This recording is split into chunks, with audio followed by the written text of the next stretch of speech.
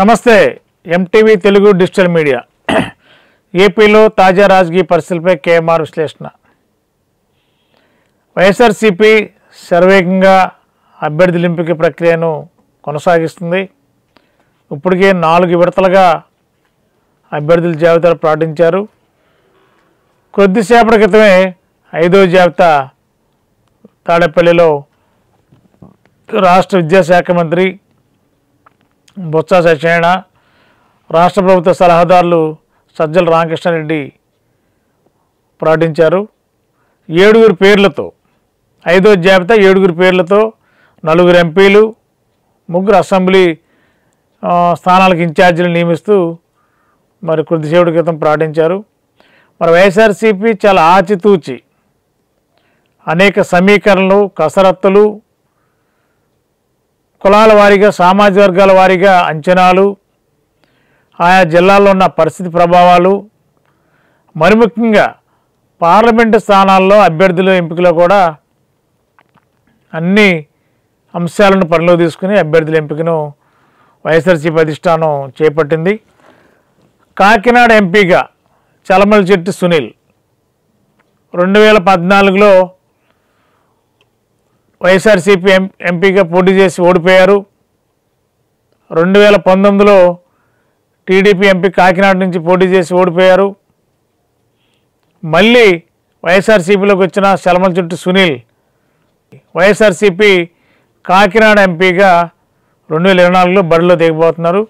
మరి చలమలశెట్టి సునీల్ ఎప్పటి నుంచో అంటే పార్టీ ఒకసారి వైసీపీ ఒకసారి టీడీపీ, మళ్ళీ అప్పుడు 24లో వైఎస్ఆర్సీపీ ఎంపీ క్యాండిడేట్గా కాకినాడ పార్లమెంటు స్థానానికి ఇన్ఛార్జిగా అంటే ఆయనే రేపు 24లో పోటీ చేయబోతున్నారు. అదేవిధంగా మచిలీపట్నం ఎంపీగా ప్రస్తుత సిట్టింగ్ ఎంపీ బాలశౌరి, మరి బాలశౌరి ఎంపీ స్థానం ఎవరికి ఇస్తారని రకరకాల ప్రచారం జరిగిన తరుణంలో బాలశౌరి జనసేన పార్టీకి దాదాపుగా వెళ్ళిపోయినట్టే. మరి ఎంపీ మచిలీపట్నం ఎంపీగా అవనిగడ్డ సిట్టింగ్ ఎమ్మెల్యే సింహాద్రి రమేష్ బాబుని మందర పార్లమెంట్ ఎంపీగా వైఎస్ఆర్సీపీ అభ్యర్థిగా వైఎస్ఆర్సీపీ అధిష్టానం నిర్ణయించింది. అవనగడ్డ సిట్టింగ్ ఎమ్మెల్యే సింహాద్రి రమేష్ బాబు, మందర parliament MLA sitting MLA Perni Nani classmates, చిన్ననాటి స్నేహితులు, ఎప్పటి నుంచో ఉన్న ఆత్మీయ మిత్రులు ఇద్దరు. మరి చాలా సందర్భాల్లో వాళ్ళిద్దరు మాట్లాడినప్పుడు కూడా బయట మాట్లాడినప్పుడు గౌరవంగా మాట్లాడుకుంటారు, దగ్గరగా ఉన్నప్పుడు వాళ్ళ స్నేహంగా ఉన్న సందర్భంలో మాట్లాడే భాషనే మాట్లాడుకుంటారు. మరి ఈవేళ సిట్టింగ్ ఎమ్మెల్యేగా పేర్ని నాని గారు ఉన్నారు. 2024లో మరి పేర్ని నాని గారి కుమారుడు పేర్ని కిట్టు పోటీ చేయబోతున్నారు. మరి అవనగడ్డ నుంచి సిట్టింగ్ ఎమ్మెల్యే సింహాద్రి రమేష్ బాబుని తీసుకొచ్చి బందర పార్లమెంటుకి ఎంపిక చేసింది పార్టీ వైఎస్ఆర్సీపీ అధిష్టానం. మరి ఆ జిల్లాలో ఎక్కువగా బందర పార్లమెంట్ నియోజకవర్గ పరిధిలో చాలా నియోజకవర్గాలు ఎక్కువ శాతం కాపు సామాజిక వర్గ ఓటు బ్యాంక్ అధికంగా ఉంది. మరి ఆ ఏరియాలో రమేష్ బాబు అటు పేర్ని నాని వీళ్ళంతా కూడా కాపు సామాజిక వర్గంలో బలమైన నాయకులు. చాలా కేటగిరీ వైజ్గా కులాల సమీకరణలు చాలా కీలకంగా దృష్టిలో పెట్టుకుని వైఎస్ఆర్సీపీ అధిష్టానం నిర్ణయం తీసుకుని సింహాద్రి రమేష్ బాబుని తీసుకొచ్చి ఎంపీ అభ్యర్థిగా బందర పార్లమెంటుకి పెట్టారు. మరి అదేవిధంగా Nellore town MLA sitting MLA irrigation శాఖ మంత్రిగా చేశారు మాజీ మంత్రి అనిల్ కుమార్ యాదవ్ని తీసుకొచ్చి నర్సరాపేట ఎంపీ అభ్యర్థిగా ప్రకటించారు. మరి నర్సరాపేట సిట్టింగ్ ఎంపీ లావు కృష్ణదేవరాయలు మరి ఇటీవలే వైఎస్ఆర్సీపీకి ఎంపీ పదవికి రాజీనామా చేశారు. మరి నర్సరాపేట ఎంపీ స్థానానికనే రెండోసారి 2024లో కొనసాగించాలని లావు కృష్ణదేవరాయలు పార్టీ అధిష్టానాన్ని కోరినప్పటికీ కూడా మరి పార్టీ అధిష్టానం అంత సుముఖంగా లావు కృష్ణదేవరాయల పట్ల వ్యవహరించలేదు. ఆ పరిస్థితిని గమనించిన లావు కృష్ణదేవరాయలు ముందుగానే వైఎస్ఆర్సీపీకి ఎంపీ పదవికి రాజీనామా చేసి మళ్ళా నర్సరాపేట నుండే మరి బహుశా తెలుగుదేశం పార్టీ అభ్యర్థిగా ఎంపీ అభ్యర్థిగా రంగంలో ఉండే అవకాశాలు ఉన్నాయి. మరి దాదాపుగా త్వరలో టీడీపీ తీర్థం తీసుకుని నర్సరావుపేట టీడీపీ ఎంపీ అభ్యర్థిగా లావు శ్రీకృష్ణదేవరాయలు పోటీ చేయనున్న తరుణంలో మరి ఆ స్థానంలో ఎవరు ఉండాలనే దాని మీద చూస్తే మరి Nellore town MLA sitting MLA Anil Kumar Yadav తీసుకొచ్చి నర్సరావుపేట ఎంపీ అభ్యర్థిగా పెట్టారు. తిరుపతి ఎంపీ ప్రస్తుత సిట్టింగ్ ఎంపీ డాక్టర్ మద్దిల గురుమూర్తి. మరి గురుమూర్తిని తీసుకొచ్చి ఈసారి 2024లో అసెంబ్లీ ఎన్నికలకి అసెంబ్లీ బరిలో దించాలని పార్టీ అధిష్టానం నిర్ణయించింది. మరి 4వ జాబితాలో బందర్ సిట్టింగ్ ఎంపీ డాక్టర్ గురుమూర్తిని తీసుకొచ్చి చిత్తూరు జిల్లా సత్యవేడ అసెంబ్లీ ఎస్సీ రిజర్వ్ నియోజకవర్గం నుంచి పోటీ చేయడానికి 4వ జాబితాలో డాక్టర్ గురుమూర్తి పేరు పార్టీ అధిష్టానం ప్రకటించింది. అయితే ప్రస్తుత సత్యవేడ సిట్టింగ్ ఎమ్మెల్యే ఆదిమూలపు అతను మరి అదే స్థానాన్ని ఆశించాడు. మరి ఆ స్థానంలో అతనికి అవకాశం పార్టీ అధిష్టానం కేటాయించకపోవడం పట్ల మరి అల్కపాన్ పెక్కిన సత్యవేడి సిట్టింగు వైఎస్ఆర్సీపీ ఎమ్మెల్యే ఆదిమూలం నిన్న హైదరాబాద్లో టీడీపీ జాతీయ ప్రధాన కార్యదర్శి నారా లోకేష్ను కలిశారు. అంటే ఆదిమూలం టీడీపీ తీర్థం తీసుకోవడం ఖాయమని తేలిపోయింది. 2024లో ఆదిమూలం అదే సత్యవేడి నియోజకవర్గం నుంచి పోటీలో ఉండబోతున్నారనేది ప్రచారం ఉంది. బహుశా దాదాపుగా అదే ఖరారయ్యే అవకాశం ఉంది. మరి ఈ క్రమంలో సత్యవేడు 2004 జాబితాలో సత్యవేడు ఎంపీ వైఎస్ఆర్సీపీ ఎమ్మెల్యే అభ్యర్థిగా డాక్టర్ గురుమూర్తిని ప్రకటించిన క్రమంలో మరి గురుమూర్తిని తీసుకెళ్ళి మళ్ళీ యథావిధిగా తిరుపతి ఎంపీ అభ్యర్థిగా మరి పార్టీ అధిష్టానం ప్రకటించింది. మరి అదే సత్యవేడికి నూకతోటి రాజేష్ని తీసుకొచ్చి 2024లో వైఎస్ఆర్సీపీ ఎమ్మెల్యే అభ్యర్థిగా వైఎస్ఆర్సీపీ అధిష్టానం నిర్ణయించింది. మరి అదేవిధంగా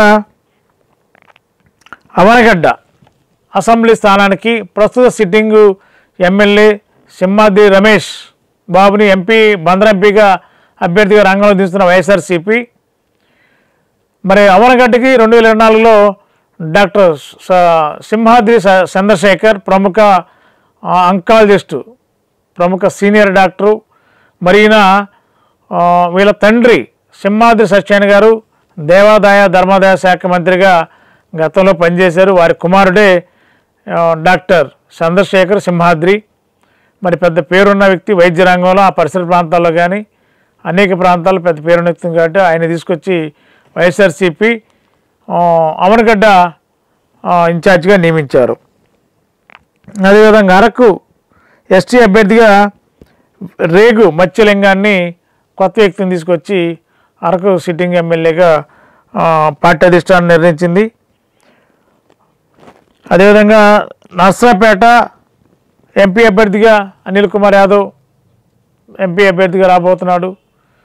మరి ఈవేళ ప్రకటించిన 7 నియోజకవర్గాలకు సంబంధించి 4 ఎంపీ స్థానాలు 3 అసెంబ్లీ స్థానాలకు అభ్యర్థుల్ని వైఎస్ఆర్సీపీ అధిష్టానం ప్రకటించింది. ఏదేమైనా వైఎస్ఆర్ కాంగ్రెస్ పార్టీ చాలా కీలకంగా అనేక రకాలుగా అంచనాలను తలకిందులు చేస్తూ సిద్ధం అనే టైటిల్ ఏం పెట్టారో ఆ సిద్ధం అనే టైటిల్కి అనుగుణంగానే ప్రతి కాన్స్టిట్యున్సీలో కూడా సిద్ధం, గెలుపుకు సిద్ధం, విజయానికి సిద్ధం అనే టైటిల్ ఎంచుకునే విధంగానే మరి చాలా పకడ్బందీగా అభ్యర్థుల ఎంపిక ప్రక్రియ పూర్తి చేస్తున్నారు. మరి ఏదేమైనా ఇప్పుడు 5వ జాబితా విడుదలైంది. మరో జాబితా కూడా ఉందని అంటున్నారు. అది కూడా 2 రోజుల్లో అంటే సీఎం రాష్ట్ర ముఖ్యమంత్రి వైఎస్ జగన్మోహన్ రెడ్డి ఈ నెల 3వ తేదీన దెందులూరు నియోజకవర్గంలో జగనన్న సిద్ధం ఎన్నికల శంకారం సభ 2వ సభకి వచ్చిన తర్వాత 4వ తారీఖులో 6వ జాబితా కూడా ప్రకటిస్తారని చెప్పి మనకు అందుతున్న సమాచారం.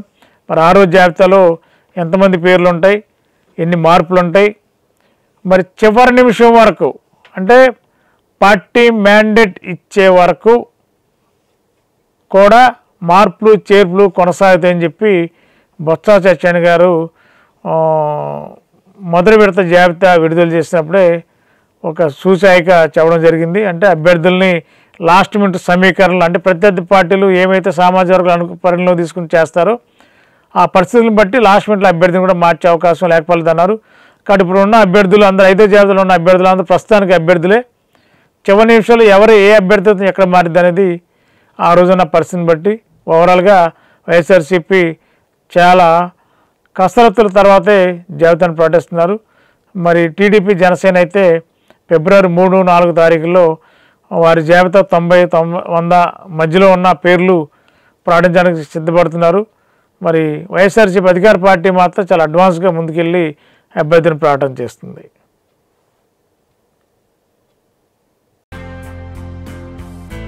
మన ఏలూరులో అత్యాధునిక వైద్య సదుపాయాలతో అతిపెద్ద హాస్పిటల్ ఆశ్రమ్ హాస్పిటల్. అనుభవజ్ఞులైన వైద్యుల పర్యవేక్షణలో గత 24 సంవత్సరాలుగా వేలాది మంది రోగులకు అత్యున్నత స్థాయి వైద్య చికిత్సలు అందిస్తున్న సంస్థ. మా హాస్పిటల్ నందు MRI, 1.5 Tesla, CT scan, mammography, గుండె చికిత్స, శస్త్రచికిత్స, OPD, operation theatre, blood bank, central laboratory, physiotherapy, AC ప్రసూతి సంరక్షణ గదులు కలవు. మరిన్ని వివరాలకై సంప్రదించండి 9491044836 మరియు 9491044844.